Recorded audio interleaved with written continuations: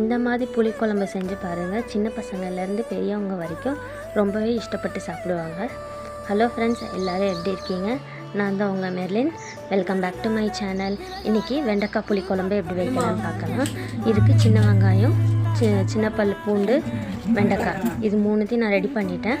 எண்ணெயில் சின்ன வெங்காயத்தையும் பூண்டையும் போட்டு நல்லா வதக்கிக்கங்க. நல்லா வதக்கிட்டு கையோட சைடில் நான் வெண்டைக்காவையும் பொரித்து எடுத்துக்கிறேன். உப்பு போட்டு நல்லா பொரித்து எடுத்துக்கோங்க எல்லா வெண்டைக்காயும். அப்புறம் தக்காளியும் கூட நல்லா மிக்சியில் போட்டு நல்லா அரைச்சிக்கோங்க.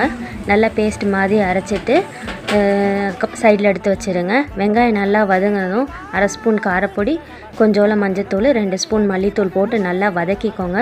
நல்லா பச்சை வாடை போகிற அளவுக்கு நல்லா வதக்கிக்கோங்க. அந்த பச்சை வாடை போனதும் எண்ணெய் திரிஞ்சு வரும். திரிஞ்சு வந்ததும் அதில் வெண்டைக்காய் சேர்த்துக்கோங்க. நம்ம எண்ணெயில் போட்டு பொரித்து எடுத்த வெண்டைக்காயை சேர்த்துட்டு அரைச்சி வச்ச தக்காளியையும் அதில் சேர்த்து நல்லா கொதிக்க வைங்க. எண்ணெய் திரிஞ்சு வர வரைக்கும் நல்லா கொதிக்க வைங்க. கொதிக்க வச்சுட்டு புளி கரைசல் கரைச்சி வச்சுருப்போம், அதையும் ஊற்றிடுங்க.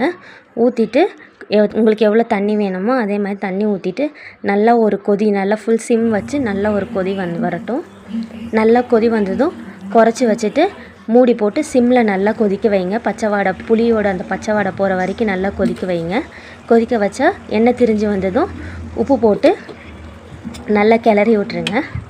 நல்லா கிளறி விட்டுட்டு சர்க்கரை போட்டு அதே மாதிரி நீங்கள் இதுக்கு வெல்லம் இல்லைன்னா நாட்டு சர்க்கரை அந்த மாதிரி சேர்த்துக்கலாம். சேர்த்துட்டு சர்க்கரை சேர்த்து நல்லா கலக்கி விட்ருக்கேன். கலக்கி விட்டுட்டா அவ்வளோதாங்க. இதோட சாப்பாடு இட்லிக்கோ சைட் டிஷ்ஷாக வச்சு சாப்பிட்லாம். ரொம்ப டேஸ்ட்டாக இருக்கும். நீங்களும் இதை ட்ரை பண்ணி கமெண்ட் செக்ஷனில் சொல்லுங்கள். தேங்க்யூ ஃபார் வாட்சிங்.